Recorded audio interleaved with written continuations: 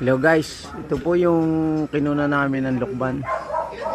Dito po sa loob ng bakuran. Ayan po. Ito guys Ito ay medyo hilaw pa po siya pagka ganitong kaliliit pa. Tsaka yung kulay po niya. Kailangan po ay medyo dilaw-dilaw siya. Marami po itong bunga kaso nasa taas po yung iba. Ayan po.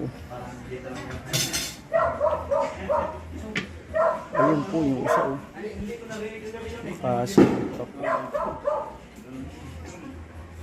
Dali tingnan natin po dito guys sa kabila.